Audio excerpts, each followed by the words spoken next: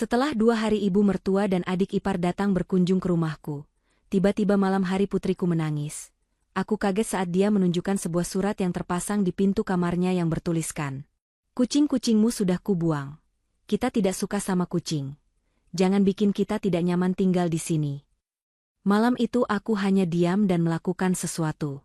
Paginya, saat mereka bangun, mereka berteriak histeris. Sebelum ceritanya dimulai, silahkan tulis di kolom komentar dari daerah mana saja teman-teman yang menonton cerita ini. Jangan lupa like dan subscribe agar channel ini bisa semakin berkembang dan bisa mempersembahkan cerita yang lebih menarik lagi. Fatia memandang sekeliling ruang tamu rumahnya dengan perasaan damai yang selalu ia syukuri setiap hari. Rumah ini bukan sekadar bangunan tempat berteduh, melainkan warisan berharga dari kedua orang tuanya yang telah tiada. Setiap sudut rumah mencerminkan kenangan masa kecilnya, dan kini ia merawatnya dengan penuh kasih sayang bersama suami dan anaknya. Cahaya matahari sore masuk melalui celah ventilasi, menerangi lantai keramik yang bersih mengkilap. Di sudut ruangan, 3 ekor kucing kesayangan keluarga, Mochi, Luna, dan Kiko, sedang tidur melingkar di atas karpet bulu yang lembut. Suasana begitu hening dan menenangkan, hanya terdengar suara detak jam dinding yang berirama. Lili, putri sematawayang Fatia yang baru berusia 9 tahun, sedang duduk bersila di dekat kucing-kucing itu sambil membaca buku cerita. Pemandangan ini adalah definisi kebahagiaan sederhana bagi Fatia. Ia tersenyum tipis, merapikan jilbabnya, lalu menyesap teh hangat yang baru saja ia seduh. Tidak ada firasat buruk sedikitpun di benaknya sore itu. Ia mengira hari-harinya akan berjalan lancar seperti biasa, penuh kehangatan dan tawa kecil di dalam rumah yang ia jaga sepenuh hati. Namun, kedamaian itu pecah ketika saat bel pintu depan berbunyi nyaring berkali-kali, seolah tamu yang datang tidak sabar menunggu barang sedetik pun. Fatia mengerutkan kening, meletakkan cangkir tehnya di atas meja. Ia tidak sedang menunggu paket, dan Rian suaminya juga belum waktunya pulang kerja. Dengan langkah tenang, Fatia berjalan menuju pintu utama. Saat ia membuka pintu kayu jati yang kokoh itu, matanya terbelalak kaget. Di hadapannya berdiri Ibu Sari, ibu mertuanya, dan Hana, adik ipar perempuannya. Wajah mereka tampak lelah namun sorot mata mereka memancarkan sesuatu yang membuat perasaan Fatia tidak nyaman.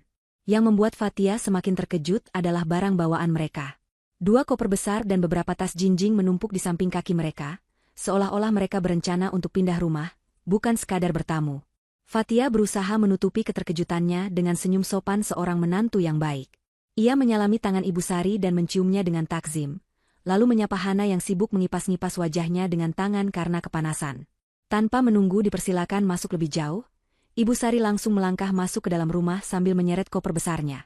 Roda koper itu bergemuruh di atas lantai, membuat suara bising yang memecah ketenangan rumah.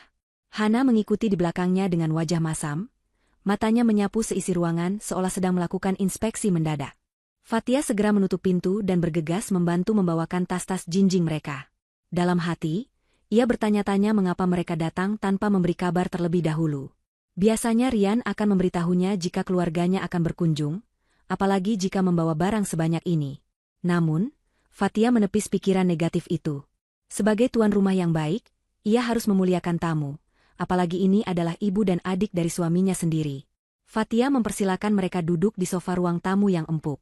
Ia menawarkan minuman dingin untuk melepas dahaga mereka setelah perjalanan jauh. Baru saja Ibu Sari menghempaskan tubuhnya ke sofa, insiden kecil namun menyakitkan terjadi. Kiko, kucing oranye yang aktif dan ramah, terbangun karena suara gaduh dan berjalan mendekat untuk menyapa tamu baru. Kiko menggosokkan tubuhnya ke kaki Ibu Sari sebagai tanda persahabatan. Namun, reaksi Ibu Sari sungguh di luar dugaan.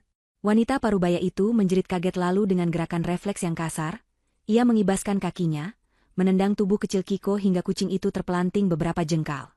Kiko mengeong kaget dan lari ketakutan bersembunyi di balik kursi.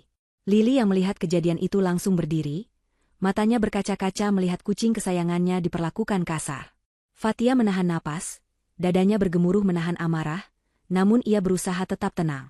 Ibu Sari malah mengomel panjang lebar tentang betapa jijiknya ia dengan hewan berbulu itu. Ia mengatakan bahwa rumah yang ada kucingnya itu kotor, bau, dan tidak sehat. Hana ikut menimpali dengan nada sinis, mengatakan bahwa seharusnya Fatia tahu diri untuk tidak memelihara hewan liar di dalam rumah jika ada tamu yang datang. Fatia mencoba menjelaskan dengan lembut bahwa kucing-kucing itu rutin divaksin dan dimandikan, sehingga mereka bersih dan tidak berbahaya. Namun, Penjelasannya seolah masuk telinga kanan dan keluar telinga kiri. Ibu Sari dan Hana terus saja mengeluh. Mereka mengkritik tata letak perabotan rumah, mengomentari gorden yang menurut mereka warnanya tidak cocok, hingga mempermasalahkan suhu ruangan yang dianggap kurang dingin. Fatia hanya bisa mengelus dada. Ia berpamitan sebentar ke dapur untuk menyiapkan minuman dan camilan, sekaligus untuk menenangkan dirinya yang mulai mendidih. Di dapur, tangannya gemetar saat menuangkan air ke dalam gelas. Ia mendengar suara tawa Hana dan bisik-bisik dari ruang tamu. Samar-samar ia mendengar Hana berkata kepada ibunya bahwa mereka akan mengatur ulang rumah ini agar lebih nyaman bagi mereka. Fatia menarik napas panjang. Ia sadar, kedatangan mereka kali ini bukan sekadar kunjungan rindu biasa. Ada agenda lain yang tersembunyi di balik tumpukan koper-koper besar itu. Ketika Rian pulang kerja sore harinya, Fatia berharap suaminya akan memberikan penjelasan atau setidaknya menjadi penengah. Namun, harapan itu pupus. Rian tampak kaget melihat ibu dan adiknya ada di sana, tetapi ia tidak berani bertanya banyak. Saat Ibu Sari mengatakan bahwa mereka akan menginap untuk waktu yang tidak ditentukan karena rindu pada Rian, Rian hanya mengangguk patuh. Ia tidak berdiskusi dengan Fatia, tidak menanyakan apakah istrinya keberatan, dan hanya menerima keputusan ibunya begitu saja. Malam itu, makan malam terasa sangat canggung dan menegangkan. Ibu Sari mengambil alih posisi duduk di ujung meja yang biasanya ditempati Rian, seolah dialah kepala keluarga di rumah itu.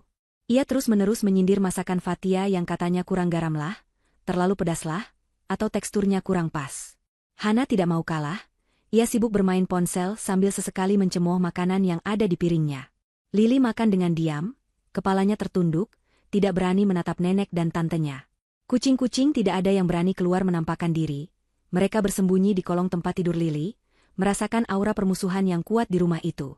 Malam itu, Fatia tidur dengan perasaan gelisah, menyadari bahwa ketenangan hidupnya sedang diuji oleh tamu-tamu yang tidak tahu diri di rumahnya sendiri. Matahari pagi belum sepenuhnya terbit, tetapi keributan sudah terdengar dari arah dapur. Fatia terbangun dengan kepala yang sedikit pening karena kurang tidur. Ia melirik jam dinding, masih pukul 5 pagi. Biasanya, jam segini rumah masih tenang, hanya ada suara Mochi mengeong pelan meminta makan. Namun hari ini berbeda. Suara panci beradu dan omelan Ibu Sari terdengar jelas, hingga ke kamar tidur. Fatia segera bangun, merapikan diri, dan bergegas keluar. Di dapur, ia mendapati Ibu Sari sedang membongkar lemari penyimpanan bahan makanan. Wajah mertuanya itu tampak tidak senang. Tanpa mengucapkan selamat pagi, Ibu Sari langsung menegur Fatia, karena tidak menemukan bahan makanan yang ia inginkan. Ia menuntut dibuatkan sarapan bubur ayam spesial dengan pelengkap yang rumit. Padahal Fatia biasanya menyiapkan sarapan praktis sebelum mengantar Lili sekolah dan mengurus keperluan rumah lainnya. Fatia mencoba menjelaskan bahwa bahan-bahan itu belum dibeli, namun Ibu Sari malah menuduhnya sebagai istri yang tidak becus mengurus kebutuhan dapur. Hana muncul tidak lama kemudian dengan wajah bantal dan rambut acak-acakan. Ia langsung duduk di meja makan dan berteriak meminta kopi panas. Sikapnya benar-benar seperti majikan yang sedang memerintah pembantunya. Fatia menelan ludah pahit, menahan emosinya demi menghormati suami. Ia mengerjakan semua permintaan mereka dengan cekatan, meskipun hatinya dongkol. Saat Rian bangun dan bergabung di meja makan, ia tidak menyadari ketegangan yang terjadi. Rian dengan santainya memuji masakan ibunya, padahal Fatia yang memasaknya di bawah instruksi cerewet Ibu Sari. Ketika Fatia mencoba memberi kode pada Rian tentang perilaku ibunya yang mulai berlebihan, Rian hanya memberikan tatapan memohon agar Fatia bersabar. Kalimat andalan Rian selalu sama. Ia meminta Fatia untuk mengalah karena mereka adalah tamu dan orang tua yang harus dihormati. Rian tidak melihat betapa lelahnya Fatia melayani dua orang yang tidak menghargai jerih payahnya sedikitpun. Siang harinya, situasi semakin memburuk. Ibu Sari dan Hana mulai melakukan invasi ke ruang tengah. Mereka mengubah posisi sofa, memindahkan vas bunga kesayangan Fatia, dan menyalakan televisi dengan volume maksimal. Mereka menonton acara hiburan sambil tertawa keras. Tidak peduli bahwa Lili sedang berusaha belajar di kamarnya. Kucing-kucing Fatia, Luna dan Mochi, mencoba menyelinap keluar untuk minum, tetapi Hana langsung menjerit histeris saat melihat ekor mereka. Hana melemparkan bantal sofa ke arah kucing-kucing itu, sambil berteriak mengusir. Fatia yang melihat kejadian itu langsung berlari menyelamatkan kucingnya. Ia menggendong Luna yang gemetar ketakutan. Saat Fatia menegur Hana dengan sopan untuk tidak menyakiti hewan, Ibu Sari langsung pasang badan membela anaknya. Ibu Sari mengatakan bahwa hewan itu najis dan membawa penyakit, serta mengancam tidak akan mau makan jika masih melihat kucing berkeliaran di dalam rumah. Fatia terpaksa mengalah lagi, Ia membawa kucing-kucing itu masuk ke kamar Lily dan mengunci pintunya agar mereka aman. Meskipun hatinya teriris melihat hewan kesayangannya terkurung. Hari kedua terasa lebih panjang dari hari pertama. Fatia merasa seperti orang asing di rumahnya sendiri. Ibu Sari dan Hana semakin menjadi-jadi. Mereka mulai masuk ke kamar pribadi Fatia tanpa izin dengan alasan ingin melihat koleksi baju atau sekadar meminjam sajadah, padahal mereka bisa meminta tolong diambilkan. Hana bahkan dengan lancang mencoba lipstik mahal milik Fatia, dan meninggalkannya begitu saja di meja rias dalam keadaan terbuka dan patah. Ketika Fatia menegurnya, Hana hanya mencibir dan berkata bahwa sebagai kakak ipar yang baik, seharusnya Fatia berbagi dengan ikhlas. Kata, ikhlas, dan sabar, terus dijadikan senjata oleh mereka untuk menindas Fatia. Rian, yang diharapkan bisa menjadi pelindung, justru semakin pasif. Setiap kali ada konflik, Rian memilih untuk menghindar, pergi ke teras, atau pura-pura sibuk dengan pekerjaannya. Rian seolah menutup mata terhadap penderitaan istri dan anaknya demi menjaga perasaan ibunya. Ketidaktegasan Rian membuat Ibu Sari dan Hana merasa di atas angin, merasa bahwa mereka memiliki kekuasaan penuh atas rumah dan penghuninya. Puncak ketegangan terjadi pada sore hari kedua. Fatia baru saja selesai mengepel lantai yang kotor karena jejak sepatu Hana yang masuk tanpa dilepas. Tiba-tiba, ia mendengar suara gaduh dari arah ruang tamu. Ternyata, Hana menemukan sehelai bulu kucing menempel di celana kainnya. Ia berteriak-teriak jijik seolah terkena racun mematikan. Ibu Sari langsung memarahi Fatia habis-habisan di depan Rian yang baru pulang. Ibu Sari menuduh Fatia sengaja ingin membuat mereka sakit dengan membiarkan bulu kucing bertebaran. Ia memberikan ultimatum keras kepada Rian di depan Fatia. Ibu Sari berkata bahwa ia tidak bisa tinggal di rumah ini jika kucing-kucing itu masih ada. Ia menyuruh Rian memilih antara kenyamanan ibunya atau kucing-kucing itu. Fatia menatap Rian, berharap suaminya akan membela hak mereka untuk memelihara hewan di rumah sendiri. Namun, Rian hanya menunduk, tidak berani menatap mata ibunya maupun istrinya. Keheningan Rian adalah jawaban yang menyakitkan bagi Fatia. Menjelang malam, Fatia harus keluar rumah sebentar untuk membeli obat demam, karena Lily mulai merasa tidak enak badan akibat stres dan ketakutan melihat kucingnya terus diteror.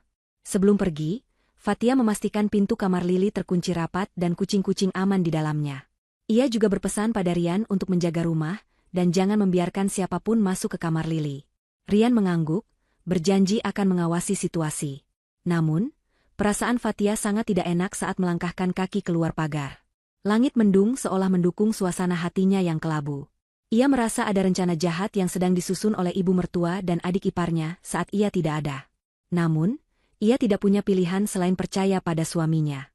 Fatia mempercepat langkahnya menuju apotek, berharap ia bisa segera kembali sebelum terjadi hal-hal yang tidak diinginkan.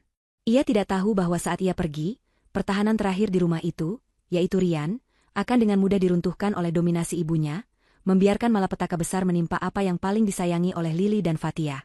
Fatia mempercepat langkah kakinya saat memasuki pekarangan rumah. Langit sudah gelap sepenuhnya, dan lampu teras rumahnya menyala remang-remang. Perasaan tidak enak yang menghantuinya sejak berangkat ke apotek tadi semakin menebal, berubah menjadi detak jantung yang memburu. Ada keheningan yang tidak wajar menyelimuti rumah itu. Biasanya, jam segini televisi akan menyala keras menayangkan sinetron kesukaan Ibu Sari, atau terdengar suara tawa Hana yang melengking saat menelpon teman-temannya. Namun kali ini, rumah itu senyap, seperti tak berpenghuni. Fatia membuka pintu depan dengan kunci cadangannya, karena ketukan pintunya tidak dijawab. Begitu pintu terbuka, hawa dingin dari AC langsung menerpa wajahnya. Ruang tamu kosong. Tidak ada siapa-siapa di sana. Tas-tas belanjaan Hana dan Ibu Sari yang biasanya berserakan sembarangan kini tidak terlihat, mungkin sudah dibawa masuk ke kamar tamu. Fatia meletakkan obat penurun panas untuk Lily di atas meja, dan langsung menuju kamar anaknya. Langkahnya terhenti mendadak di depan pintu kamar Lily. Pintu itu terbuka lebar. Darah Fatia berdesir hebat. Ia ingat betul sebelum pergi tadi, ia sudah mengunci pintu kamar itu dan membawa kuncinya. Satu-satunya kunci cadangan ada di gantungan kunci di dekat dapur, yang seharusnya hanya diketahui oleh Rian. Fatia bergegas masuk ke dalam kamar. Pemandangan yang menyambutnya membuat lututnya lemas. Kamar itu berantakan. Bantal dan guling berserakan di lantai, selimut Lily tersingkap kasar, dan yang paling mengerikan, kandang kucing di sudut ruangan itu kosong melompong dengan pintu kandang yang terbuka paksa hingga engselnya bengkok. Mochi, Luna, dan Kiko tidak ada di sana. Fatia memanggil nama kucing-kucing itu dengan suara bergetar, memeriksa kolong tempat tidur, balik lemari, hingga ke kamar mandi dalam, namun nihil. Kucing-kucing itu lenyap. Lili juga tidak ada di kamarnya. Kepanikan mulai menguasai Fatia. Ia berlari mencari Rian ke kamar utama. Di sana, ia menemukan suaminya sedang berbaring santai di tempat tidur sambil menatap layar ponsel, seolah tidak terjadi apa-apa di dunia ini. Fatia mengguncang bahu Rian dengan keras, menuntut jawaban di mana Lili dan kucing-kucing mereka. Rian tampak terkejut dengan kepanikan istrinya. Dengan nada yang terlalu santai, Rian menjawab bahwa Lili sedang di kamar mandi tamu, mencuci muka. Soal kucing, Rian beralasan bahwa ibunya dan Hana merasa terganggu dengan suara mengeong, jadi mereka memindahkannya, sebentar, keluar agar suasana rumah tenang. Rian meminta Fatia untuk tidak membesar-besarkan masalah, dan menyarankan agar kucing-kucing itu dicari besok pagi saja, karena sekarang sudah malam. Fatia menatap suaminya dengan tatapan tidak percaya. Bagaimana bisa seorang ayah dan suami membiarkan hal ini terjadi saat istrinya pergi sebentar saja? Belum sempat Fatia meluapkan amarahnya, terdengar suara tangisan yang menyayat hati dari arah lorong kamar. Itu suara Lili. Tangisannya bukan tangisan rengekan biasa, melainkan tangisan histeris yang penuh dengan rasa sakit dan ketakutan yang mendalam. Fatia dan Rian segera berlari keluar kamar. Di depan pintu kamar Lili yang terbuka, anak kecil itu berdiri gemetar dengan wajah basah oleh air mata. Tangan mungilnya memegang selembar kertas HVS yang sudah remuk karena diremas kuat. Lili menatap ibunya dengan tatapan hancur, bibirnya gemetar berusaha mengucapkan kata-kata yang tersangkut di tenggorokan. Fatia langsung memeluk putrinya erat-erat, mencoba menyalurkan kekuatan. Di sela isak tangisnya, Lili menyerahkan kertas itu kepada Fatia. Dengan tangan gemetar, Fatia membuka remasan kertas itu dan membaca tulisan tangan kasar spidol hitam yang ia kenali sebagai tulisan Hana. Pesan itu singkat, padat, dan sangat kejam. Tulisan itu berbunyi, "Kucing-kucingmu sudah kubuang. Kita tidak suka sama kucing. Jangan bikin kita tidak nyaman tinggal di sini." Membaca kalimat itu, waktu seolah berhenti bagi Fatia. Tulisan itu bukan sekadar pemberitahuan, itu adalah deklarasi perang. Itu adalah bukti nyata kekejaman hati Ibu Sari dan Hana, yang tidak memiliki empati sedikitpun terhadap perasaan anak kecil berusia 9 tahun. Fatia menoleh ke arah kamar tamu yang tertutup rapat. Ia bisa membayangkan Ibu Sari dan Hana sedang tertawa puas di dalam sana, merasa menang karena berhasil menyingkirkan apa yang mereka benci tanpa peduli dampaknya. Rian yang ikut membaca surat itu terdiam. Wajahnya pucat, mungkin baru menyadari bahwa tindakan ibu dan adiknya sudah melampaui batas kewajaran. Lili terus menangis, bertanya di mana Mochi, Luna, dan Kiko. Ia takut kucing-kucing rumahan yang tidak pernah keluar itu akan mati kelaparan atau ditabrak kendaraan. Malam itu, suasana makan malam ditiadakan. Tidak ada yang berselera makan. Fatia membawa Lili masuk ke kamar utama, menenangkannya hingga anak itu tertidur karena kelelahan menangis. Fatia tidak berteriak. Ia tidak melabrak kamar tamu saat itu juga. Kemarahannya sudah melampaui tahap teriakan. Ia menjadi sangat tenang, ketenangan yang dingin dan mematikan. Ia melihat Rian yang duduk di tepi kasur dengan wajah bersalah, namun tetap diam 1000 bahasa, tidak berani mengetuk pintu kamar ibunya untuk meminta pertanggungjawaban. Sikap pengecut Rian itulah yang membulatkan tekad Fatia. Ia sadar, ia tidak bisa mengandalkan suaminya untuk melindungi rumah ini. Ia harus bertindak sendiri. Saat Rian akhirnya mematikan lampu dan mencoba tidur memunggunginya untuk lari dari masalah, Fatia masih terjaga. Matanya menatap langit-langit kamar yang gelap. Perlahan, ia mengambil ponselnya di bawah bantal. Ia mengetik pesan singkat kepada Pak Sarman, satpam kepercayaan yang sudah bekerja di komplek itu sejak zaman orang tua Fatia masih hidup. Pesan itu berisi instruksi tegas. Cari kucing-kucing itu malam ini juga, periksa CCTV komplek, dan siapkan kunci gudang bekas kandang ayam di belakang perumahan. Fatia tidak akan tidur sebelum keadilan ditegakkan. Jam dinding digital di nakas menunjukkan pukul 2 dini hari. Suara dengkuran halus Rian terdengar berirama, menandakan suaminya sudah tenggelam dalam mimpi, melupakan kekacauan yang terjadi beberapa jam lalu. Fatia bangun perlahan dari tempat tidur, gerakannya sangat hati-hati agar tidak menimbulkan guncangan yang bisa membangunkan Rian. Ia mengenakan jilbab instan yang nyaman dan pakaian rumah yang leluasa untuk bergerak. Wajahnya datar tanpa ekspresi, namun sorot matanya tajam seperti elang yang mengincar mangsa. Ia keluar dari kamar tidur utama, menutup pintu dengan sangat pelan hingga nyaris tak terdengar bunyi klik. Rumah itu gelap gulita, hanya diterangi cahaya lampu jalan yang masuk samar-samar melalui jendela. Fatia berjalan menuju ruang tengah, tempat di mana markas, Ibu Sari dan Hana berada. Fatia menyalakan lampu senter dari ponselnya, tidak ingin menyalakan lampu ruangan agar tidak membangunkan target operasinya. Ia melihat pintu kamar tamu tertutup. Ia tahu mereka pasti tidur nyenyak setelah merasa puas menyiksa batin Lily. Fatia tidak menuju ke kamar mereka, melainkan ke ruang tamu dan ruang keluarga di mana barang-barang mereka berserakan. Koper-koper besar Ibu Sari yang belum sempat dimasukkan ke kamar masih tergeletak di sudut ruang tamu. Tas-tas branded milik Hana, sepatu hak tinggi yang berserakan di dekat rak sepatu, dan baju-baju ganti yang mereka jemur sembarangan di sandaran kursi makan. Fatia menatap benda-benda itu dengan tatapan jijik. Benda-benda inilah yang menjadi simbol arogansi mereka yang merasa bisa menguasai rumah orang lain. Fatia berjalan ke dapur dan mengambil satu gulungan besar plastik sampah hitam tebal, jenis heavy duty yang biasa dipakai untuk sampah taman. Ia kembali ke ruang tamu dan mulai bekerja. Tanpa ragu sedikitpun, Fatia membuka koper Ibu Sari yang tidak terkunci. Ia mengambil tumpukan gamis, daster, dan kain batik milik mertuanya. Ia tidak melipatnya. Ia meraupnya dengan kasar, meremas kain-kain itu, dan menjejalnya masuk ke dalam plastik sampah hitam seolah-olah itu adalah sampah busuk. Tidak ada rasa hormat yang tersisa. Fatia memasukkan semuanya. Pakaian dalam, peralatan mandi, hingga obat-obatan herbal milik Ibu Sari. Setelah koper itu kosong, Fatia beralih ke barang-barang Hana. Tas-tas kerja, alat make-up yang berserakan di meja, baju-baju modis yang tergantung, semuanya masuk ke dalam kantong plastik hitam yang sama. Fatia bekerja dengan cepat dan efisien. Ia tidak memilah-milah. Sepatu kotor Hana dimasukkan bercampur dengan baju pestanya. Botol parfum mahal dilempar begitu saja, hingga mungkin retak di dalam tumpukan baju. Dalam waktu kurang dari 1 jam, ruang tamu itu bersih. Tidak ada lagi jejak barang-barang milik Ibu Sari dan Hana. Yang tersisa hanyalah 5 kantong plastik hitam besar yang menggembung penuh, diikat mati dengan simpul yang kuat.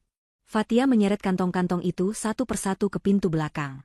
Keringat dingin membasahi pelipisnya, tapi hatinya merasa sangat puas.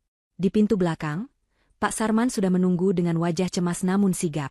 Lelaki parubaya itu memberi kabar baik dengan suara berbisik.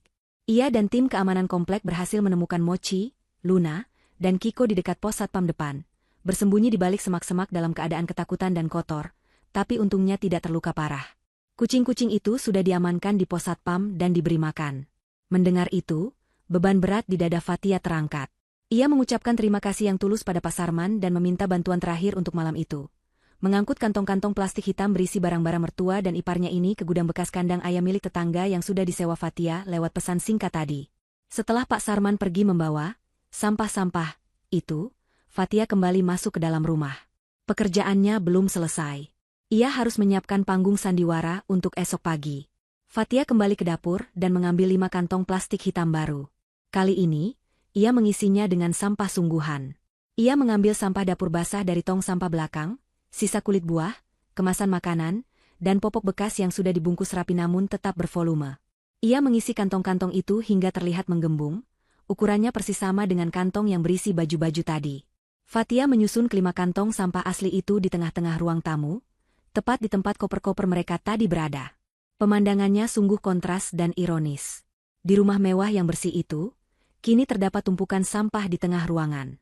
Sebagai sentuhan terakhir, Fatia mengambil spidol merah besar dan selembar karton bekas kardus mie instan. Ia menulis pesan balasan dengan huruf kapital yang besar dan tegas, meniru gaya surat Hana. Ia menempelkan karton itu di salah satu kantong sampah paling atas. Bunyinya, "Barang-barangmu sudah kubuang ke truk sampah. Aku tidak suka parasit. Jangan bikin aku tidak nyaman di rumahku sendiri." Setelah semuanya selesai, Fatia duduk di sofa tunggal di sudut ruangan yang menghadap langsung ke tumpukan sampah itu. Ia menyeduh secangkir kopi hitam panas.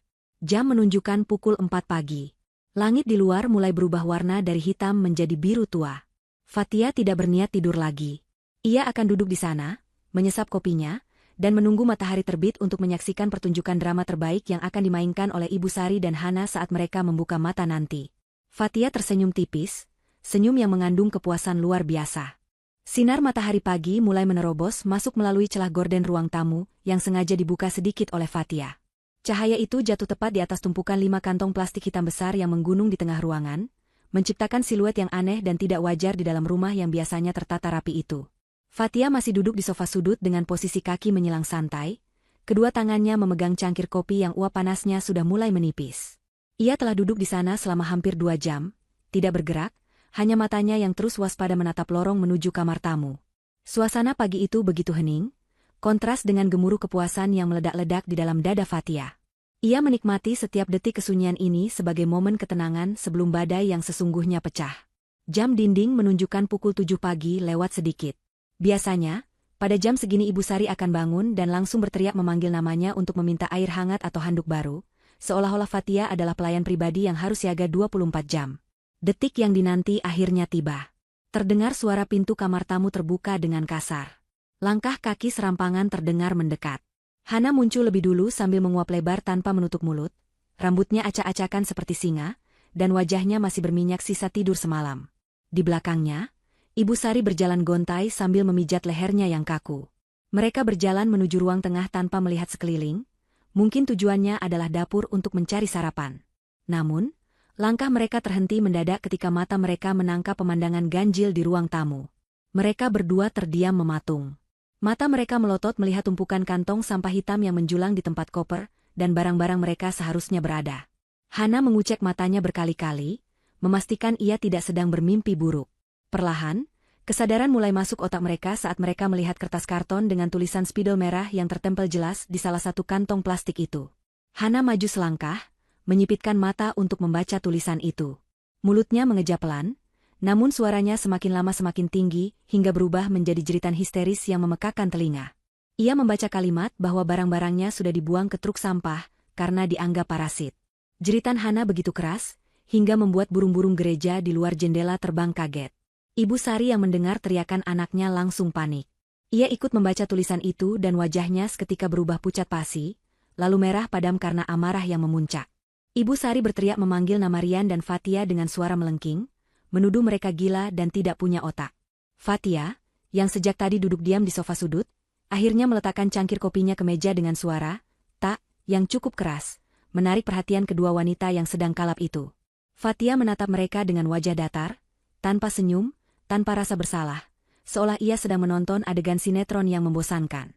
Hana yang melihat Fatia duduk santai, langsung menerjang ke arah tumpukan kantong plastik itu. Dengan nafsu amarah yang tak terkendali, ia merobek salah satu kantong plastik hitam itu dengan kuku-kukunya yang panjang, berharap menemukan tas branded atau baju pestanya di dalam sana. Namun, harapan Hana hancur lebur seketika. Begitu plastik itu robek, yang keluar bukanlah kain sutra atau kulit tas mahal, melainkan tumpukan kulit durian bekas, sisa nasi basi yang sudah berlendir, tulang ayam bekas makan malam, dan popok bayi bekas yang baunya langsung menyengat memenuhi seluruh ruangan. Bau busuk itu begitu tajam hingga membuat Hana terbatuk-batuk dan mundur beberapa langkah sambil menutup hidung. Cairan sampah berwarna coklat merembes keluar mengotori lantai keramik putih yang bersih. Ibu Sari menjerit jijik melihat pemandangan itu. Ia melompat naik atas sofa, karena takut kakinya terkena air sampah. Di tengah kekacauan bau busuk dan teriakan histeris itu, pintu kamar utama terbuka.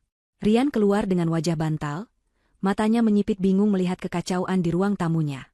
Ia memakai kaos oblong kusut dan celana pendek, tampak benar-benar tidak mengerti apa yang sedang terjadi.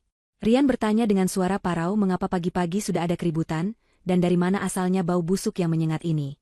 Belum sempat Rian mendapat jawaban, Ibu Sari sudah menyerangnya dengan rentetan makian, menunjuk-nunjuk Fatia sebagai biang keladi yang telah membuang barang-barang mereka. Rian menoleh ke arah Fatia, meminta penjelasan lewat tatapan matanya yang bingung. Fatia berdiri perlahan, merapikan bajunya, lalu berjalan mendekati jendela kaca besar yang menghadap ke jalan raya. Dengan tenang, Fatia menunjuk ke arah jalanan depan rumah. Fatia berkata dengan nada suara yang sangat tenang namun menusuk, memberitahu mereka bahwa truk sampah dinas kebersihan berwarna kuning baru saja melaju pergi dari depan rumah sekitar 1 menit yang lalu. Ia mengatakan bahwa jika mereka berlari sekarang, mungkin mereka masih bisa mengejar truk itu di ujung jalan kompleks sebelum truk itu masuk ke jalan raya besar dan memusnahkan semua barang mereka di tempat pembuangan akhir. Mendengar kata-kata Fatia, logika Ibu Sari dan Hana seketika mati. Kepanikan karena membayangkan perhiasan, uang tunai yang diselipkan di baju, dan barang-barang mewah mereka digiling mesin truk sampah membuat mereka tidak berpikir panjang. Tanpa memakai alas kaki yang layak, hanya bertelanjang kaki, Ibu Sari dan Hana langsung berlari terbirit-birit keluar dari pintu depan yang sudah dibuka lebar oleh Fatia. Mereka berlari seperti orang kesurupan, berteriak-teriak memanggil, "Truk! Berhenti! Woi tukang sampah!" Di sepanjang jalanan komplek perumahan elit itu. Pemandangan itu sungguh tragis sekaligus menggelikan.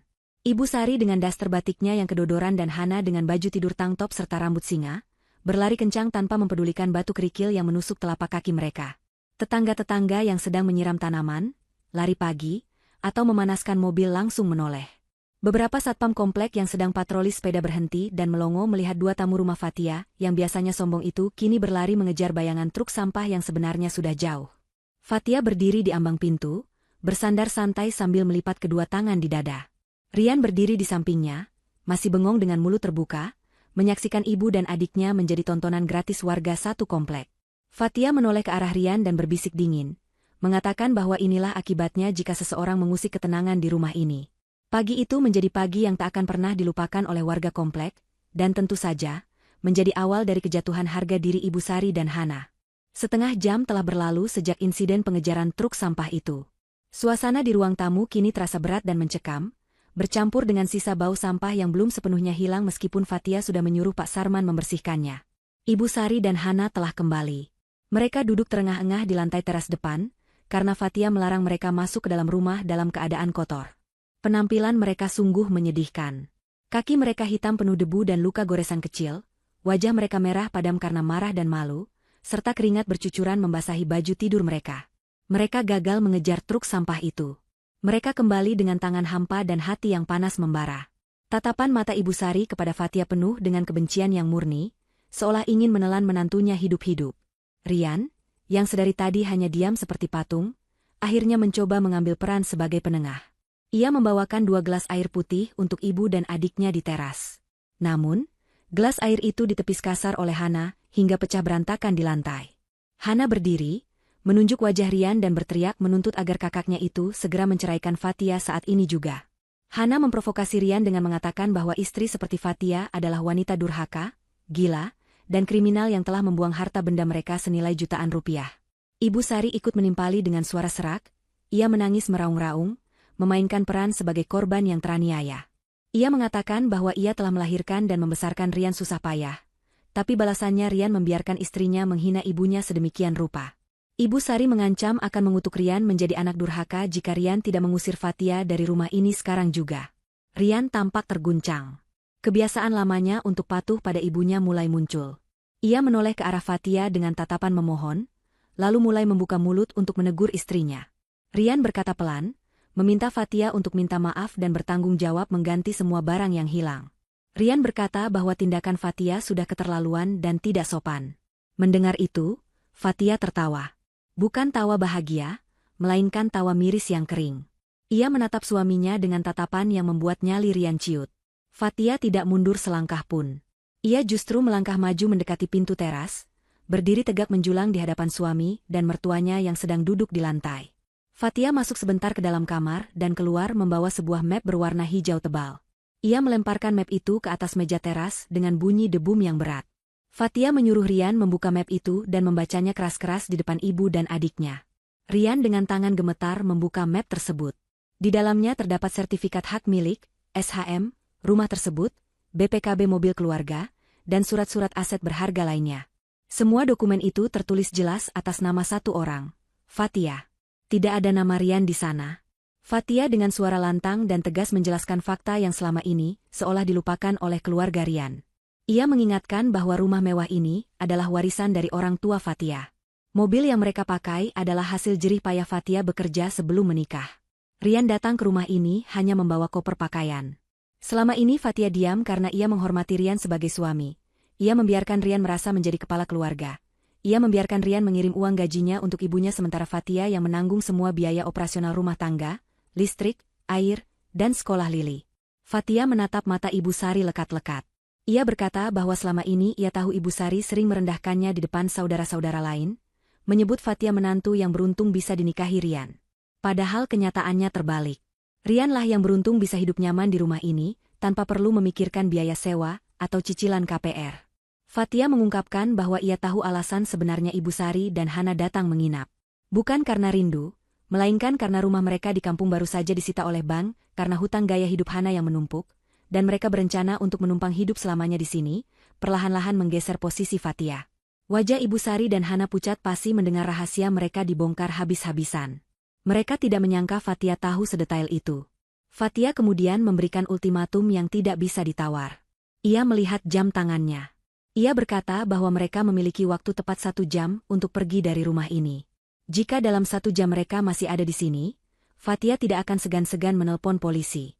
Fatia mengeluarkan ponselnya dan memutar rekaman video CCTV yang tersimpan di aplikasi HP-nya. Video itu memperlihatkan dengan jelas bagaimana Ibu Sari menendang Kiko, dan bagaimana Hana dengan kasar melempar kandang kucing. Fatia menjelaskan bahwa berdasarkan undang-undang yang berlaku, tindakan mereka bisa dilaporkan sebagai penyiksaan hewan, ditambah lagi dengan perbuatan tidak menyenangkan dan ancaman yang mereka lontarkan pada Lili semalam. Fatia menegaskan bahwa ia memiliki bukti surat ancaman yang ditulis Hana. Ancaman penjara dan viral di media sosial, membuat nyali Ibu Sari dan Hana menciut seketika. Mereka sadar, Fatia tidak sedang menggertak. Wanita yang selama ini diam dan penurut itu, telah berubah menjadi pelindung yang ganas bagi wilayah dan anaknya. Rian hanya bisa tertunduk dalam, menyadari betapa kecilnya dirinya di hadapan fakta-fakta yang dibeberkan istrinya. Ia tidak punya kuasa apa-apa untuk mengusir pemilik sah rumah tersebut. Suasana di teras depan rumah Fatia terasa begitu berat dan mencekam, seolah udara di sana memadat dan sulit untuk dihirup. Matahari pagi yang seharusnya memberikan kehangatan kini terasa membakar kulit siapa saja yang berada di bawahnya, terutama bagi Ibu Sari dan Hana yang sedang duduk bersimpu di lantai teras, dengan napas memburu dan hati yang hancur. Mereka baru saja menerima pukulan telak berupa fakta kepemilikan rumah yang tidak bisa dibantah. Sertifikat rumah atas nama Fatia yang tergeletak di atas meja, seakan menjadi tembok raksasa yang memisahkan mereka dari kenyamanan hidup yang selama ini mereka impikan. Harapan mereka untuk menguasai rumah itu musnah seketika, digantikan oleh ketakutan akan ancaman penjara dan rasa malu yang luar biasa. Namun, di tengah keputusasaan itu, masih ada satu hal yang mengganjal di pikiran mereka, yaitu nasib barang-barang berharga mereka yang mereka kira sudah digiling oleh truk sampah. Bayangan kehilangan baju-baju pesta, tas-tas kerja, dan perhiasan yang terselip di antara lipatan kain membuat Hana kembali menangis sesenggukan, meratapi nasibnya yang jatuh miskin dalam sekejap. Fatia memandangi kedua wanita di hadapannya itu dengan tatapan datar yang sulit diartikan. Ia tidak merasa kasihan, karena rasa kasihan itu sudah mati saat ia melihat air mata Lili tadi malam. Namun, Fatia juga bukan monster yang benar-benar membuang harta benda orang lain begitu saja, meskipun ia sangat ingin melakukannya. Fatia menarik napas panjang, lalu memecah keheningan dengan suara yang tenang namun tegas. Ia mengatakan kepada mereka bahwa sebenarnya barang-barang mereka tidak ada di dalam truk sampah kuning yang mereka kejar mati-matian tadi. Pengakuan ini membuat Ibu Sari dan Hana mendongak serentak. Mata mereka terbelalak dengan campuran antara harapan dan kebingungan. Fatia menjelaskan bahwa ia tidak sejahat mereka yang tega membuang makhluk hidup ke jalanan. Fatia hanya memindahkan barang-barang yang menurutnya mengganggu pemandangan rumahnya ke tempat yang lebih pantas untuk barang-barang tersebut. Fatia menunjuk ke arah jalan setapak di samping rumah yang menuju ke area belakang komplek perumahan, tepatnya ke arah kebun kosong milik tetangga yang berbatasan dengan tembok pembatas komplek. Fatia memberitahu mereka bahwa seluruh koper, tas, baju, dan perlengkapan mereka ada di dalam gudang bekas kandang ayam milik Pak Haji Sobari, tetangga belakang komplek yang lahan kosongnya sering disewa untuk menyimpan barang rongsokan. Gudang itu sudah lama tidak dipakai dan terkenal kotor, lembab, serta dihuni oleh banyak serangga dan tikus. Mendengar kata kandang ayam, wajah Hana kembali pucat. Ia membayangkan tas kulit kesayangannya bercampur dengan kotoran ayam dan debu tebal. Namun, rasa sayang pada harta benda mengalahkan rasa jijik mereka. Tanpa mengucapkan terima kasih atau pamit, Ibu Sari dan Hana langsung bangkit berdiri. Dengan kaki yang masih sakit dan tanpa alas kaki yang layak, mereka berjalan tertatih-tatih menuju arah yang ditunjuk Fatia. Pak Sarman, satpam yang sejak tadi berjaga di dekat gerbang, diperintahkan Fatia untuk mengantar mereka ke lokasi gudang tersebut, sekaligus memastikan mereka tidak membuat keributan lagi di lingkungan warga. Perjalanan menuju gudang bekas itu menjadi perjalanan paling memalukan dalam hidup Ibu Sari dan Hana. Jaraknya sebenarnya tidak terlalu jauh, hanya sekitar 200 meter dari rumah Fatia, namun rasanya seperti berjalan berkilo-kilometer. Setiap langkah mereka diiringi oleh tatapan ingin tahu dari para tetangga yang mulai keluar rumah untuk memulai aktivitas pagi. Ibu-ibu yang sedang menyapu halaman berbisik-bisik sambil menunjuk ke arah mereka.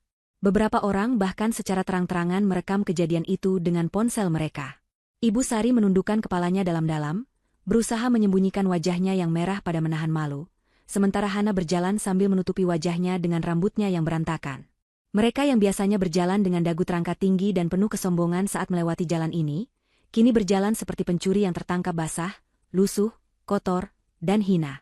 Sesampainya di lokasi, pemandangan yang menyambut mereka sungguh mengenaskan. Gudang itu lebih mirip gubuk reot yang hampir roboh. Dindingnya terbuat dari anyaman bambu yang sudah bolong di sana-sini, dan atapnya dari seng berkarat yang bocor. Bau apek bercampur bau kotoran hewan langsung menusuk hidung begitu Pak Sarman membuka pintu gemboknya yang berkarat. Di dalam ruangan yang remang-remang itu, Tumpukan kantong plastik hitam besar milik mereka tergeletak begitu saja di atas lantai tanah yang becek. Ada beberapa ekor kecoa yang berlarian kaget saat cahaya matahari masuk. Hana menjerit histeris melihat seekor tikus kecil melintas di dekat tumpukan plastik itu. Namun, Pak Sarman hanya berdiri di ambang pintu sambil bersedekap, mengatakan dengan nada datar bahwa itu adalah barang-barang mereka dan silakan diambil sendiri, karena tugasnya hanya mengantar. Pak Sarman menegaskan bahwa Fathia memberikan waktu terbatas, jadi sebaiknya mereka bergegas sebelum gerbang komplek ditutup untuk tamu yang tidak berkepentingan. Dengan perasaan campur aduk antara jijik dan butuh, Ibu Sari dan Hana mulai membongkar tumpukan plastik itu. Mereka harus menyeret kantong-kantong berat itu keluar dari gudang yang pengap ke area terbuka, agar bisa memeriksa isinya. Tangan mereka yang biasanya hanya memegang sendok garpu dan alat rias, kini harus bergulat dengan debu tebal dan tanah becek yang menempel di plastik. Saat Hana membuka salah satu kantong, ia menangis meraung melihat baju sutra mahalnya terhimpit oleh botol sampo yang tutupnya terbuka dan tumpah mengenai kain halusnya. Fathia memang memasukkan barang-barang itu secara asal-asalan, mencampur baju bersih dengan sepatu kotor, mencampur kosmetik dengan pakaian dalam, sehingga semuanya menjadi kacau balau. Ibu Sari menemukan kopernya, namun rodanya patah karena diseret kasar semalam. Mereka berdua sibuk memilah-milah barang di tengah kebun kosong itu, disaksikan oleh ayam-ayam kampung yang berkeliaran mencari makan. Setelah hampir setengah jam bergulat dengan barang-barang mereka, Ibu Sari dan Hana akhirnya berhasil mengamankan barang-barang yang masih bisa diselamatkan. Mereka memasukkan kembali barang-barang itu ke dalam koper dan tas seadanya, meskipun kondisinya sudah jauh dari kata rapi. Baju-baju mereka kusut, bau apek, dan sebagian terkena noda tumpahan cairan. Penampilan mereka sendiri sudah tidak karuan. Daster Ibu Sari kotor terkena tanah, wajah Hana cemong oleh debu bercampur keringat dan air mata. Mereka menyeret koper-koper berat itu, kembali menuju jalan komplek dengan sisa tenaga yang ada. Harapan mereka satu-satunya saat itu adalah bisa kembali masuk rumah Fathia sebentar saja untuk menumpang mandi, membersihkan diri, dan merapikan barang sebelum pergi mencari tempat tinggal baru. Mereka berpikir bahwa Fathia pasti masih punya hati nurani untuk tidak membiarkan mertuanya pergi dalam keadaan kotor seperti gelandangan. Namun, harapan itu hancur saat mereka tiba di depan gerbang rumah Fathia. Pagar besi yang tinggi itu tertutup rapat. Di balik pagar, Lili berdiri tegak menggendong Mochi si kucing putih. Di samping kakinya, Luna dan Kiko duduk dengan tenang, bulu mereka bersih mengkilap, kontras sekali dengan penampilan Ibu Sari dan Hana yang kotor dan bau. Lili menatap nenek dan tantenya dengan tatapan yang sulit dijelaskan, ada rasa takut yang sudah hilang, digantikan oleh rasa kecewa yang mendalam. Tidak ada senyum di wajah anak kecil itu. Ia hanya memandang diam, seolah sedang melihat orang asing yang tidak ia kenal. Fathia berdiri di belakang Lili, memegang bahu anaknya dengan protektif. Fathia tidak membukakan gerbang. Ia hanya berdiri di sana, menatap mereka dari kejauhan. Ketika Ibu Sari mencoba memanggil nama Lili dengan suara serak memelas, Lili justru memalingkan wajahnya dan memeluk kucingnya lebih erat, lalu berjalan masuk ke dalam rumah tanpa menoleh lagi. Pemandangan punggung Lili yang menjauh adalah tamparan keras bagi Ibu Sari, sebuah tanda bahwa ia telah kehilangan cucunya untuk selamanya karena keegoisannya sendiri. Fathia kemudian memberikan isyarat tangan mengusir, tanpa kata-kata, hanya tatapan dingin yang menyuruh mereka segera angkat kaki dari trotoar depan rumahnya. Rian berdiri terpaku di ruang tengah, menyaksikan adegan di depan gerbang melalui jendela kaca besar. Hatinya berkecamuk hebat, terombang-ambing di antara rasa bersalah kepada ibunya dan kesadaran akan kebenaran yang baru saja ditampar keras oleh istrinya. Ia melihat ibunya, wanita yang melahirkannya, kini berdiri di luar pagar seperti pengemis, kotor, lusuh, dan menyeret koper rusak. Ada dorongan kuat dalam dirinya untuk berlari keluar, membukakan pagar, dan membawa ibunya masuk. Itu adalah insting alaminya sebagai seorang anak yang selama puluhan tahun dididik untuk selalu patuh dan memuliakan orang tua, tidak peduli seberapa salah pun tindakan orang tua tersebut. Namun, saat kakinya hendak melangkah, bayangan wajah Lili yang menangis histeris semalam kembali muncul di benaknya. Suara tangisan anaknya yang pilu karena kehilangan kucing kesayangannya terngiang-ngiang, beradu dengan suara bentakan kasar ibunya yang selalu merendahkan Fathia selama ini. Fathia masuk kembali ke dalam rumah setelah memastikan Lili aman di kamarnya. Ia mendapati Rian sedang mondar-mandir gelisah dengan wajah kusut. Fathia tahu persis apa yang ada di pikiran suaminya. Ia tahu Rian sedang berperang batin. Fathia berjalan mendekat, lalu berdiri tepat di hadapan Rian, menghalangi pandangan suaminya ke arah jendela. Fathia menatap mata Rian dalam-dalam, tatapan yang menuntut ketegasan, bukan belas kasihan yang salah tempat. Rian mulai membuka mulut, suaranya bergetar saat memohon kepada Fathia. Ia meminta izin, hanya sekali ini saja, untuk membiarkan ibunya dan Hana masuk sebentar untuk mandi dan ganti baju. Rian beralasan tidak tega melihat kondisi mereka yang seperti itu. Ia berjanji setelah mereka bersih-bersih, ia sendiri yang akan mengantar mereka pergi ke kontrakan atau hotel murah. Rian mencoba menyentuh hati Fatia dengan mengingatkan bahwa bagaimanapun juga, Ibu Sari adalah orang tua.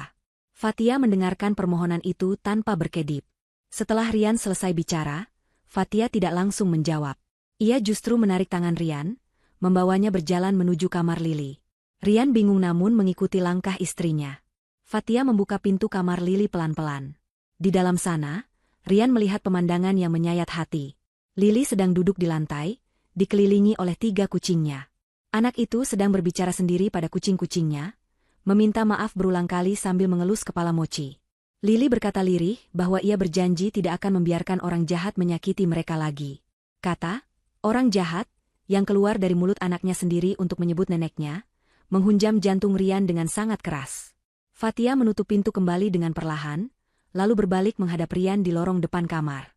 Fatia bertanya dengan suara rendah namun tajam, menusuk langsung ke ulu hati Rian. Ia bertanya siapa sebenarnya yang harus Rian lindungi saat ini. Apakah ibunya yang sudah dewasa, yang dengan sadar melakukan kejahatan dan menyakiti hati cucunya sendiri, ataukah anaknya yang masih kecil, yang jiwanya terluka karena ketidakmampuan ayahnya memberikan rasa aman? Fatia menegaskan bahwa jika Rian membiarkan mereka masuk lagi sekarang, itu sama saja Rian memberi sinyal pada Lili bahwa perasaan anak itu tidak penting. Itu sama saja Rian mengatakan pada Lili bahwa menyiksa hewan dan menindas orang lain itu boleh dilakukan asalkan pelakunya adalah nenek. Fatia memberikan ultimatum terakhirnya yang paling berat. Ia mengatakan, jika Rian melangkah keluar untuk membukakan pagar bagi mereka, maka Rian harus ikut pergi bersama mereka sekalian. Fatia tidak akan menerima Rian kembali di rumah ini. Rian harus memilih, menjadi anak yang berbakti pada ibu yang toksik dan kehilangan istri serta anaknya, atau menjadi suami dan ayah yang tegas yang berani memutus rantai kejahatan di keluarganya. Rian terdiam lama. Keringat dingin mengucur di dahinya. Ia melihat ke arah pintu depan, lalu kembali melihat ke pintu kamar Lili. Seumur hidupnya, Rian selalu memilih jalan yang paling tidak berisiko, jalan yang membuat ibunya senang agar ia tidak dimarahi. Namun hari ini, ia sadar bahwa sikap diamnya selama ini adalah racun yang perlahan membunuh kebahagiaan rumah tangganya sendiri. Ia melihat ketegaran di mata Fatia, wanita yang selama ini sabar namun kini berdiri seperti benteng baja demi anak mereka. Rian akhirnya menyadari betapa pengecutnya ia selama ini. Ia berlindung di balik kata, berbakti, untuk menutupi ketidakmampuannya bersikap adil. Helaan napas panjang keluar dari mulut Rian, seolah melepaskan beban indoktrinasi yang selama ini membelenggunya. Bahunya turun, tanda ia menyerah. Bukan menyerah pada Fatia, tapi menyerah pada kebenaran. Rian melangkah menuju pintu depan, tapi bukan untuk membukakan pintu bagi ibunya. Ia mengambil ponselnya, lalu menekan tombol panggil ke nomor ibunya yang sedang berdiri di luar pagar. Melalui jendela kaca, Fatia bisa melihat Ibu Sari mengangkat telepon dengan wajah penuh harap, mengira Rian akan menyuruh mereka masuk. Namun, ekspresi Ibu Sari berubah drastis dalam hitungan detik. Rian berbicara lewat telepon dengan suara yang bergetar namun kalimatnya jelas. Ia mengatakan pada ibunya bahwa pintu rumah ini sudah tertutup. Rian meminta maaf karena tidak bisa lagi menuruti kemauan ibunya yang tidak masuk akal. Ia mengatakan bahwa Fatia benar, tindakan ibu dan Hana sudah melampaui batas. Rian menyuruh mereka pergi mencari tempat tinggal sendiri dan merenungkan kesalahan mereka. Rian juga menyampaikan keputusan terberatnya. Mulai bulan ini, ia tidak akan lagi mengirimkan uang bulanan dalam jumlah besar seperti biasanya. Rian baru sadar bahwa uang yang ia kirim selama ini ternyata dipakai untuk gaya hidup Hana dan menutupi hutang, bukan untuk kebutuhan hidup ibunya. Rian menjelaskan bahwa mulai sekarang, ia hanya akan mengirim uang secukupnya untuk makan, tidak lebih. Rian juga memberitahu bahwa semua akses keuangan dan kartu kredit tambahan yang dipegang Hana sudah diblokir oleh Fatia, karena sumber dana utamanya memang dari penghasilan Fatia. Mendengar itu, Ibu Sari berteriak histeris di seberang telepon, memaki Rian sebagai anak durhaka dan mengancam akan bunuh diri. Namun kali ini, Rian tidak goyah. Ancaman itu sudah terlalu sering ia dengar setiap kali keinginannya tidak dituruti. Rian menutup telepon sepihak, mematikan ponselnya, lalu meletakkannya di meja. Ia berbalik menatap Fatia dengan mata berkaca-kaca, wajahnya menyiratkan rasa sakit yang luar biasa karena harus melawan ibunya sendiri. Namun juga ada kelegaan karena akhirnya ia berani mengambil sikap. Di luar pagar, Ibu Sari dan Hana tampak mengamuk sebentar, memukul-mukul pagar besi, namun tidak ada reaksi dari dalam rumah. Pak Sarman yang masih berjaga akhirnya menegur mereka dengan tegas, mengancam akan memanggil patroli polisi jika mereka terus membuat keributan. Karena malu dilihat orang banyak dan sadar bahwa Rian tidak akan keluar, mereka akhirnya menyerah. Hana memesan taksi online dengan sisa baterai ponselnya. Beberapa menit kemudian, sebuah mobil taksi datang. Sopir taksi tampak enggan menaikkan penumpang yang terlihat kotor dan bau, namun setelah berdebat sebentar, mereka akhirnya masuk ke dalam mobil. Mobil itu melaju perlahan meninggalkan pekarangan rumah Fatia, membawa pergi dua sumber masalah yang selama 2 hari ini telah mengacaukan segalanya. Fatia menghela napas lega melihat mobil itu menghilang di tikungan jalan. Ia berjalan mendekati Rian yang kini duduk terduduk lemas di sofa, wajahnya tertutup kedua telapak tangan. Fatia duduk di samping suaminya, tidak berkata apa-apa, hanya meletakkan tangannya di punggung Rian, memberikan dukungan diam. Ia tahu Rian sedang berduka atas hilangnya ilusi tentang keluarga bahagia yang selama ini ia pertahankan mati-matian. Namun Fatia juga tahu, ini adalah langkah awal yang menyakitkan namun penting untuk kesembuhan rumah tangga mereka. Rian menoleh, menatap istrinya dengan tatapan penuh penyesalan dan berbisik minta maaf berulang kali. Fatia mengangguk pelan, memaafkan suaminya, namun dalam hati ia berjanji akan tetap waspada. Kemenangan hari ini bukan akhir, melainkan awal dari babak baru di mana Rian harus membuktikan bahwa ia benar-benar telah berubah dan layak menjadi pemimpin di rumah ini. 1 minggu telah berlalu sejak peristiwa pengusiran yang menggemparkan komplek perumahan elit tersebut.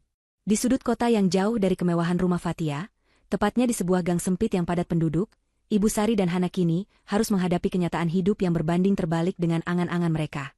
Mereka tinggal di sebuah kontrakan petak berukuran kecil, yang dindingnya lembab dan catnya mengelupas di sana-sini.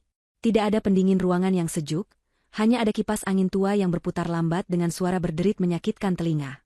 Udara di dalam ruangan itu terasa panas dan pengap, bercampur dengan aroma selokan yang menguap dari parit di depan pintu. Barang-barang mewah yang mereka selamatkan dari gudang kandang ayam waktu itu kini menumpuk berantakan di sudut ruangan, membuat kamar yang sempit itu semakin terasa sesak. Koper-koper itu masih menyisakan bau apek yang sulit hilang meski sudah dilap berkali-kali, menjadi pengingat bisu akan kehinaan yang mereka alami. Kehancuran mereka bukan hanya soal tempat tinggal, tetapi juga soal harga diri yang runtuh tak bersisa. Ternyata, video saat mereka berlari tanpa alas kaki mengejar truk sampah sambil berteriak histeris, telah direkam oleh beberapa warga komplek dan menyebar dengan kecepatan kilat di grup-grup percakapan warga kota. Video itu menjadi viral di media sosial lokal dengan judul yang sangat memalukan, menyebut mereka sebagai orang kaya baru yang stres. Wajah Ibu Sari dan Hana terpampang jelas di sana, menjadi bahan tertawaan ribuan orang yang tidak mereka kenal. Komentar-komentar pedas dari netizen membanjiri kolom komentar, mencemooh perilaku mereka yang dianggap tidak waras. Rasa malu ini membuat Hana tidak berani keluar dari kontrakan selama berhari-hari. Ia mematikan notifikasi ponselnya, karena tidak kuat membaca ejekan teman-teman sosialitanya yang dulu sering ia pameri gaya hidup palsu. Teman-teman yang dulu memuja Hana karena mengira ia kaya raya, kini satu persatu memblokir kontaknya, tidak ingin ikut terseret dalam aib yang memalukan. Masalah finansial menjadi pukulan telak berikutnya yang menghantam mereka tanpa ampun. Rian benar-benar membuktikan ucapannya. Tepat pada tanggal gajian, notifikasi transfer masuk ke ponsel Ibu Sari, namun jumlahnya membuat mata wanita tua itu terbelalak kaget. Angkanya merosot tajam, hanya cukup untuk membayar sewa kontrakan murah ini dan makan sederhana sehari-hari. Tidak ada lagi uang jajan jutaan rupiah, tidak ada lagi anggaran untuk belanja baju atau perawatan wajah di salon. Hana mencoba menghubungi kakaknya, menangis dan memohon tambahan uang dengan alasan sakit atau butuh modal usaha, tetapi nomor Rian tidak bisa dihubungi. Rian telah mengganti nomor pribadinya dan memblokir akses mereka ke kehidupan lamanya. Fatia juga telah menutup semua kartu kredit tambahan yang selama ini diam-diam dipakai Hana untuk berhutang barang-barang bermerek. Kini, tagihan-tagihan itu datang menagih ke alamat kontrakan baru mereka yang entah bagaimana berhasil dilacak oleh para penagih hutang, membuat hari-hari mereka dipenuhi ketukan pintu yang menakutkan. Ketegangan di dalam kontrakan sempit itu semakin memuncak setiap harinya. Tanpa uang dan kenyamanan, sifat asli Ibu Sari dan Hana semakin terlihat. Mereka mulai saling menyalahkan atas nasib buruk yang menimpa mereka. Ibu Sari menyalahkan Hana yang terlalu boros dan bermulut tajam, sehingga membuat Fatia murka. Ia mengungkit-ungkit surat ancaman yang ditulis Hana sebagai penyebab utama kemarahan Fatia. Sebaliknya, Hana menyalahkan ibunya yang terlalu manja dan selalu menuntut dilayani Bak Ratu, yang membuat mereka akhirnya diusir. Pertengkaran ibu dan anak itu terdengar hingga ke tetangga sebelah, yang semakin membuat mereka dikucilkan di lingkungan baru tersebut. Para tetangga kontrakan memandang mereka dengan tatapan sinis, enggan bertegur sapa dengan pendatang baru yang sombong namun miskin, dan suka membuat keributan. Puncak dari karma sosial yang menimpa Hana terjadi, ketika ia mencoba melamar pekerjaan di sebuah butik pakaian di pusat kota. Hana berpikir dengan penampilannya yang masih lumayan, ia bisa diterima bekerja sebagai penjaga toko. Namun, saat sesi wawancara, pemilik butik menatapnya dengan pandangan menyelidik. Sang pemilik butik ternyata mengenali wajah Hana dari video viral pengejaran truk sampah, dan juga rumor tentang penyiksaan kucing yang beredar di komunitas pecinta hewan kota itu. Tanpa basa-basi, pemilik butik menolak lamaran Hana dan memintanya keluar dari toko. Ia mengatakan tidak ingin tokonya mendapat citra buruk, karena mempekerjakan seseorang yang viral, karena perilaku negatif dan kasar terhadap hewan. Hana keluar dari butik itu dengan wajah merah padam, menahan tangis di tengah keramaian mal. Ia menyadari bahwa jejak digital dan reputasi buruknya kini menjadi tembok penghalang besar bagi masa depannya. Sementara itu, Ibu Sari jatuh sakit karena stres dan pola makan yang berubah drastis. Ia yang terbiasa makan enak dan tidur di kasur empuk, kini harus makan nasi bungkus murah dan tidur di kasur busa tipis di lantai. Badannya pegal linu dan tekanan darahnya naik. Dalam sakitnya, ia sering mengigau memanggil nama Rian, berharap anak laki-lakinya itu datang menjemput dan membawanya kembali ke rumah mewah Fatia. Namun, harapan itu sia-sia. Rian tidak pernah datang. Fatia telah memastikan bahwa suaminya tetap teguh pada pendiriannya. Ibu Sari akhirnya merasakan kesepian yang luar biasa. Ia menyadari bahwa selama ini ia telah menyanyiakan kasih sayang tulus menantunya demi ego dan keserakahan. Kini, di masa tuanya, ia harus hidup menderita bersama anak perempuannya yang juga sama-sama egois, tanpa ada yang benar-benar peduli padanya. Harta yang ia kejar telah hilang, dan keluarga yang seharusnya merawatnya telah ia sakiti hingga tak mungkin kembali. Kehidupan mereka kini hanyalah siklus penderitaan yang berulang. Setiap pagi mereka bangun dengan penyesalan, dan setiap malam mereka tidur dengan ketakutan akan hari esok. Hana terpaksa menjual satu persatu tas dan baju bekasnya yang kondisinya sudah tidak prima lagi ke pasar loak dengan harga sangat murah, hanya untuk menyambung hidup karena uang kiriman Rian sangat pas-pasan. Setiap kali melihat barang-barangnya ditawar sadis oleh pedagang loak, hati Hana teriris perih mengingat betapa sombongnya ia dulu saat memamerkan barang-barang itu di rumah Fatia. Karma telah datang dengan cara yang paling elegan namun menyakitkan, merenggut semua kebanggaan semu yang mereka miliki dan memaksa mereka menelan pil pahit dari perbuatan mereka sendiri. Mereka kini hanyalah dua orang wanita yang terlupakan di sudut kota yang bising, tenggelam dalam penyesalan yang terlambat. 1 bulan kemudian, suasana di rumah Fatia telah berubah total, kembali seperti surga kecil yang damai dan menenangkan. Pagi itu, udara terasa segar dengan aroma rumput yang baru dipotong dan wangi masakan lezat yang menguar dari dapur. Tidak ada lagi teriakan-teriakan kasar, tidak ada lagi suara komplain tentang makanan yang kurang asin, dan yang paling penting, tidak ada lagi aura ketakutan yang menyelimuti penghuni rumah.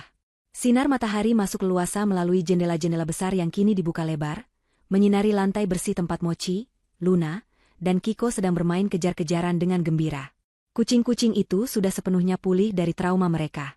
Bulu mereka kembali berkilau, dan mereka tidak lagi bersembunyi di kolong kasur setiap kali mendengar langkah kaki manusia. Mereka bebas berkeliaran di seluruh penjuru rumah, tidur di sofa, atau berjemur di teras, persis seperti seharusnya. Perubahan paling besar dan paling membahagiakan terlihat pada diri Rian. Sejak kejadian pengusiran itu, Rian seperti terlahir kembali menjadi sosok suami dan ayah yang baru. Rasa bersalah yang sempat menghantuinya telah ia ubah menjadi energi positif untuk memperbaiki diri. Rian tidak lagi menjadi suami yang pasif dan hanya terima beres. Kini, ia aktif terlibat dalam urusan rumah tangga. Pagi itu, Rian terlihat sedang sibuk di halaman belakang, bukan sedang bersantai main ponsel, melainkan sedang membersihkan kandang kucing dan mengganti pasir kotornya. Sebuah pemandangan yang dulu mustahil terjadi, karena Rian selalu merasa jijik atau gengsi melakukan pekerjaan kotor. Namun kini, ia melakukannya dengan senyum tulus, sesekali mengajak bicara Kiko yang menggesekkan badan di kakinya. Rian belajar untuk mencintai apa yang dicintai oleh istri dan anaknya, menyadari bahwa kebahagiaan mereka adalah tanggung jawab utamanya. Hubungan Rian dan Lily juga perlahan membaik, meskipun butuh waktu bagi Lily untuk sepenuhnya melupakan rasa kecewa pada ayahnya. Rian dengan sabar mendekati putrinya, menemani Lily belajar setiap malam, dan ikut bermain bersama kucing-kucingnya di akhir pekan. Pagi ini, terdengar suara tawa renyah Lily dari ruang tengah. Rian sedang merangkak di lantai berpura-pura menjadi monster yang mengejar Lily, sementara Mochi ikut berlari di belakang mereka. Fatia yang sedang menata meja makan tersenyum, haru melihat pemandangan itu. Inilah keluarga yang selalu ia impikan, keluarga yang utuh bukan hanya secara fisik, tapi juga secara emosional. Rian telah membuktikan bahwa ia memilih untuk berdiri tegak melindungi istri dan anaknya, memutus rantai toksik yang selama ini membelenggu hidupnya. Ketegasan Fathia hari itu telah menyelamatkan rumah tangga mereka dari kehancuran yang lebih dalam. Di meja makan, sarapan berlangsung dengan hangat dan penuh obrolan ringan. Rian memuji masakan Fathia dengan tulus, bukan karena basa-basi, tapi karena ia benar-benar bersyukur masih bisa menikmati masakan istrinya di rumah yang nyaman ini. Tidak ada lagi topik pembicaraan tentang tuntutan Ibu Sari atau keluhan Hana. Nama mereka seolah menjadi tabu yang tidak perlu disebut lagi demi menjaga kedamaian hati. Meskipun Fathia tahu kabar tentang kehidupan menyedihkan mertua dan iparnya di kontrakan, ia memilih untuk tidak membahasnya. Ia sudah memaafkan, namun ia tidak akan melupakan. Pintu maaf terbuka, namun pintu rumah tertutup rapat. Fathia telah menetapkan batasan yang jelas, bahwa ketenangan mental keluarganya adalah prioritas yang tidak bisa ditawar lagi. Rian pun tampaknya sudah ikhlas melepaskan beban tanggung jawab berlebihan terhadap ibunya, dan menyerahkan segalanya pada takdir dan konsekuensi yang harus dijalani ibunya sendiri. Setelah sarapan, mereka bertiga duduk santai di teras belakang menghadap taman kecil yang asri. Fathia menyeruput teh hangatnya sambil memandangi Rian dan Lili yang sedang menyisir bulu Luna. Angin sepau-sepau menerpa wajahnya, membawa rasa syukur yang begitu besar. Ia teringat masa-masa sulit 2 hari yang terasa seperti neraka itu, dan betapa cepatnya segalanya berbalik berkat keberaniannya untuk bertindak. Fathia menyadari bahwa menjadi wanita yang sabar bukan berarti harus diam saat diinjak-injak. Kesabaran sejati ada batasnya, dan ketika batas itu dilanggar, seorang istri dan ibu memiliki kekuatan dahsyat untuk melawan demi melindungi orang-orang yang dicintainya. Rumah ini bukan sekadar bangunan warisan orang tua, melainkan benteng pertahanan yang harus ia jaga kesucian dan kedamaiannya dari siapapun yang berniat jahat. Lili tiba-tiba berlari menghampiri Fathia, memeluk leher ibunya erat-erat, dan mencium pipinya. Anak itu berbisik terima kasih karena ibu sudah menjadi pahlawan bagi Mochi, Luna, dan Kiko. Rian ikut mendekat, merangkul bahu Fathia dan mengecup kening istrinya dengan lembut. Rian berbisik, berterima kasih karena Fathia telah menyadarkannya dan tidak menyerah pada pernikahan mereka meski Rian sempat bersikap bodoh. Momen kebersamaan itu terasa begitu sempurna. 3 kucing mereka ikut melompat naik ke kursi taman, melingkar nyaman di dekat pemiliknya. Fathia memejamkan mata sejenak, menikmati kehangatan matahari dan cinta yang melimpah di sekelilingnya. Cerita ini berakhir dengan sebuah keyakinan kuat di hati Fathia, bahwa kejahatan, sekecil apapun, pasti akan mendapatkan balasannya, dan kebaikan serta ketegasan dalam memegang prinsip akan selalu membawa pada kedamaian sejati. Fathia menatap langit biru yang cerah, tersenyum puas. Ia telah memenangkan pertempuran ini tanpa perlu mengotori tangannya dengan kekerasan, cukup dengan kecerdasan dan keberanian. Rumahnya kini telah kembali menjadi istana yang sesungguhnya, di mana hanya cinta, kasih sayang, dan saling menghargai yang diizinkan masuk. Tamu-tamu tak tahu diri itu telah menjadi masa lalu yang menjadi pelajaran berharga, dan kini, masa depan yang cerah membentang luas di hadapan keluarga kecil mereka. Fathia meletakkan cangkir tehnya yang sudah kosong, siap menyambut hari-hari bahagia selanjutnya dengan hati yang lapang dan penuh kemenangan. 12 bulan telah berlalu sejak badai besar itu mengguncang rumah tangga Fathia. Waktu rupanya bekerja dengan cara yang ajaib, ia menyembuhkan luka bagi mereka yang mau memperbaiki diri, namun menggerogoti mereka yang terus memelihara kebencian. Hari itu adalah akhir pekan yang cerah. Fathia, Rian, dan Lili sedang berjalan-jalan di sebuah pusat perbelanjaan besar di tengah kota. Penampilan mereka terlihat begitu harmonis dan segar. Fathia mengenakan gamis berwarna pastel yang anggun, Rian terlihat gagah dengan kemeja kasual yang rapi, dan Lili berjalan di tengah sambil menggandeng tangan kedua orang tuanya dengan wajah berbinar. Tidak ada lagi bayangan ketakutan atau tekanan di wajah mereka. Mereka tertawa renyah saat Lili menceritakan tingkah lucu Mochi yang semalam mencoba menangkap cicak di dinding namun gagal dan terjatuh. Itu adalah potret keluarga bahagia yang sederhana namun mahal harganya. Saat mereka hendak menuju restoran favorit Lili di lantai atas, langkah kaki Fathia tiba-tiba melambat. Di kejauhan, di dekat area food court yang menjual makanan murah, matanya menangkap 2 sosok yang sangat ia kenali, namun kondisinya sungguh membuat hati terenyuh karena rasa miris. Di salah satu meja yang kotor dan penuh tumpukan nampan bekas orang lain, duduklah Ibu Sari dan Hana. Penampilan mereka sangat kontras dengan ingatan terakhir Fathia. Ibu Sari terlihat jauh lebih tua dari usianya. Rambutnya yang memutih tidak lagi disemir rapi, wajahnya kusam dengan kerutan yang semakin dalam yang memancarkan aura kelelahan dan kepahitan hidup. Bajunya terlihat lusuh, seolah sudah dicuci berulang kali hingga warnanya pudar. Tidak ada lagi perhiasan emas yang dulu selalu ia pamerkan di pergelangan tangan dan lehernya. Di sebelahnya, Hana duduk sambil mengaduk-aduk minuman gelas plastik dengan tatapan kosong. Gadis yang dulu selalu tampil glamor dengan riasan tebal dan pakaian bermerek itu, kini nyaris tak dikenali. Wajahnya polos tanpa make-up, memperlihatkan kantung mata yang hitam dan kulit yang tidak terawat. Hana mengenakan kaos oblong biasa dan celana jeans yang ujungnya sudah belel. Mereka tidak sedang berbincang hangat layaknya ibu dan anak. Sebaliknya, mereka terlihat sedang berdebat sengit dengan suara tertahan. Dari gerak bibirnya, terlihat Ibu Sari sedang memarahi Hana, mungkin soal uang atau makanan, sementara Hana membalas dengan wajah kesal dan acuh tak acuh. Pemandangan itu adalah definisi nyata dari ketidakbahagiaan. Mereka masih terjebak dalam lingkaran saling menyalahkan, hidup berdua dalam kekurangan tanpa ada kedamaian sedikitpun. Rian, yang juga melihat pemandangan itu, menghentikan langkahnya. Tubuhnya menegang sejenak. Ia melihat ibu kandungnya sendiri sedang memungut sisa tisu di meja untuk mengelap keringat di dahi. Ada denyut rasa sakit di dada Rian sebagai seorang anak, sebuah insting alamiah untuk berlari dan membantu. Namun, Rian kemudian menunduk menatap Lili yang sedang tersenyum padanya, lalu menatap Fatia yang berdiri tenang di sampingnya. Rian teringat kembali pada malam-malam panjang di mana Lili menangis histeris, dan bagaimana ibunya dengan kejam membuang kebahagiaan anaknya. Rian sadar, jika ia kembali mendekat, ia hanya akan menyeret kembali racun itu ke dalam kehidupan keluarganya yang sudah susah payah disembuhkan. Membantu mereka secara finansial di luar batas kemampuan, hanya akan membuat mereka kembali menjadi parasit yang tidak pernah belajar bersyukur. Rian telah mengirimkan uang bulanan sesuai janjinya, cukup untuk makan dan sewa tempat tinggal sederhana, dan itu adalah batas maksimal baktinya saat ini. Fatia menyentuh lengan Rian pelan, memberikan isyarat tanpa kata.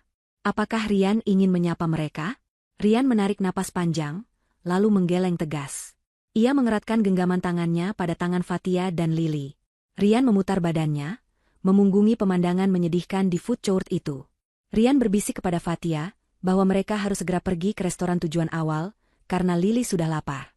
Tindakan Rian ini adalah penegasan terakhir. Ia tidak membenci ibunya, tapi ia memilih untuk mencintai istri dan anaknya dengan cara menjaga jarak dari sumber luka.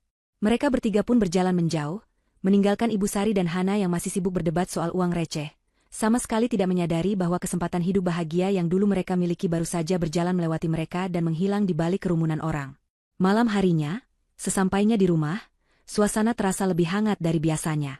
Lili langsung berlari memeluk ketiga kucingnya yang menyambut di depan pintu. Mochi, Luna, dan Kiko mengeong manja, menggosokkan tubuh mereka ke kaki Rian dan Fatia. Fatia duduk di sofa, memandang sekeliling ruang tamunya yang bersih, rapi, dan penuh ketenangan. Ia merenungkan kejadian di mal tadi siang. Ia tidak merasa menang dengan melihat penderitaan mertua dan iparnya, tapi ia merasa lega. Ia lega karena keputusan tegasnya setahun lalu telah menyelamatkan masa depan keluarganya. Ia menyadari bahwa membuang toksik dari hidup, entah itu benda atau manusia, bukanlah sebuah kekejaman, melainkan sebuah bentuk pertahanan diri yang mutlak diperlukan. Rian datang membawa 2 cangkir teh hangat, duduk di samping Fatia, dan menyandarkan kepalanya di bahu istrinya. Tidak ada kata-kata yang perlu diucapkan. Keheningan malam itu sudah cukup menjelaskan segalanya. Di luar sana, mungkin Ibu Sari dan Hana sedang meratapi nasib di kontrakan sempit yang panas, menyalahkan dunia atas kemalangan mereka. Namun di sini, di dalam rumah yang penuh berkah ini, Fatia, Rian, Lili, dan kucing-kucing mereka hidup dalam kedamaian yang abadi. Karma telah menuntaskan tugasnya dengan sangat rapi, menempatkan setiap orang tepat di tempat yang pantas mereka dapatkan sesuai dengan apa yang mereka tanam. Dan bagi Fatia, inilah akhir bahagia yang sesungguhnya. Sebuah rumah yang tidak hanya indah dipandang, tapi juga tenang untuk ditinggali, tanpa ada lagi tamu tak tahu diri yang berani mengusik.